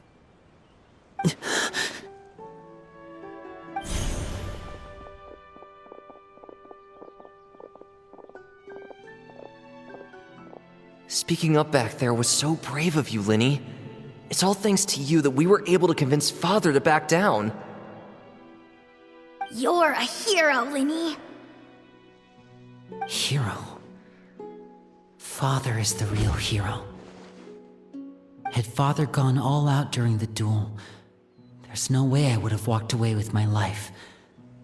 She must have had it all planned from the beginning, from the very moment she suggested a duel. I'm not deserving of that title. I'm not strong enough or smart enough. You're wrong. In my opinion, all you need to be deserving of the throne is conviction and the necessary strength to act on it. We may have different ideas of what it means to be a family, but you can hardly be said to lack conviction. What you truly lack is strength. For someone of your talent, though, that's something that will come with time. Even without that strength, you still chose to face me in a duel, even though the odds were stacked against you. That capacity to honor your convictions is what I truly see in you. Father. No one knows what the future holds, what tragedy or triumph may be in store. Being at the head of this organization requires the strength of will to face whatever comes. Caution will only hold you back. If reaching a certain standard were required to go after what you want, I would never have succeeded in killing my predecessor. Back then, there was still a considerable gap between our abilities. Strength may decide the ultimate victor, but those who let a lack of strength dictate their decisions or undermine their convictions will never be worthy of the throne. I understand, Father. Thank you. Children must grow up to surpass their parents. Only then can a family continue to flourish. The road ahead is not an easy one, so I'll ask you one last time. Are you certain you want to stay? You've done so much for me, Father, and that kindness must be repaid. Plus, with Project Stuja at hand, there are many dangers ahead, and I, for one, don't intend to back down. Protecting my family at all costs. That's my conviction. Then you're welcome to stay. As for Project Stuja, you need not be too concerned. If those cowardly businessmen and heartless dignitaries try to take us down, I'm prepared to teach them a lesson.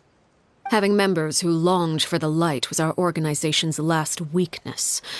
With those members no longer among our ranks, the House of the Hearth is like a spider hiding in the shadows. We need only wait for our prey to come to us. At present, our imperative is to use their plan to our advantage. In doing so, a crimson moon shall rise amid the frigid blizzards of winter. No demonstration of loyalty shall go unrewarded, and no sacrifice shall be in vain. As for the two of you, whether we meet again as friend or foe, I'll remember the camaraderie we shared in this moment. No matter how arduous the journey ahead, I hope we both reach our desired destination.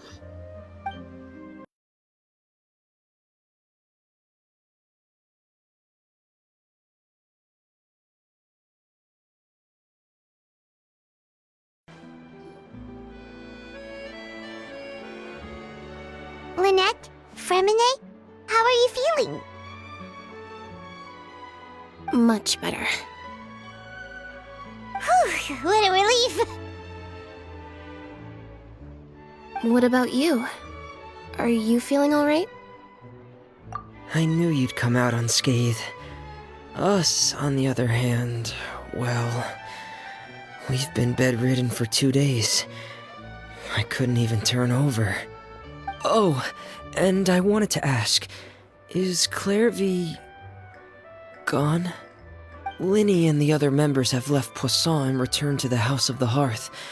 According to him, there haven't been any more sightings of a spirit roaming the house. I see. I'm glad. Father came to check up on us 2 days ago and told us about what happened with Crusabina and Clairvy. Actually, I've met Crusabina before.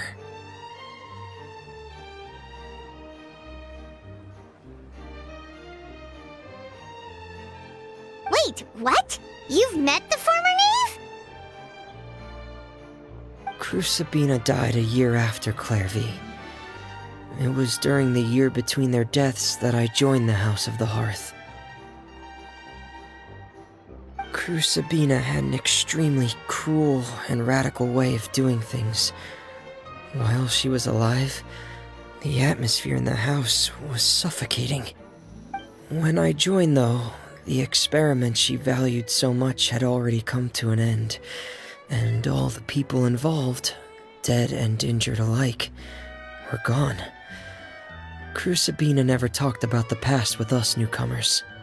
A couple of months after I joined, Father killed Crucibina and burned all her files.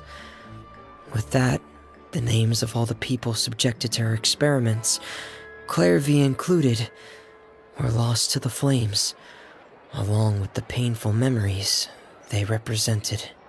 Father took in Lenny and me a couple months after that, but she never mentioned anything about Crucibina or Clairvy. It really seems like something she was planning to keep to herself. The last time you talked to her, did she mention why she kept it a secret for so long? She said she didn't want us to be affected by the darkness of the past. She was worried we'd develop a false sense of gratitude towards her if we knew about it. The foundation of a family should be free of any corrupting influence.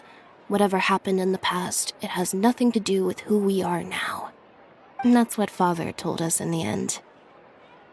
But I still thanked her for everything. It was only after hearing about what Crucibina did that I finally realized how insignificant our lives could have been. The members of the house meant nothing to her. To say that she valued them in any way, even just as a tool, would probably be giving her too much credit. If Father hadn't taken over the House of the Hearth, I probably would have already... Father rarely brings up the fact that she saved us. She doesn't believe that being indebted to her should be what ties us together. But even if we didn't owe her anything, we would still choose to stay. Because this is our home. We may have arguments or times when we feel wronged. Some people may even choose to leave. But as long as Father is here, we will always have a home. Whether the path before us is bathed in sunlight or shrouded in shadow, we'll follow Father wherever she chooses to go. So I wanted to say thank you for helping us make it through this crisis. Without your help, we could have lost a lot more along the way. Oh, we didn't do anything, really. Of course. You're welcome anytime. Are Filial and Nantoy okay? I actually saw them at a cafe this morning. They didn't recognize me. From what I could tell, they were drinking coffee and talking about one of the operas that started running recently. They seemed happy. If I had to take a guess, I would say they finally found the kind of life they always wished for.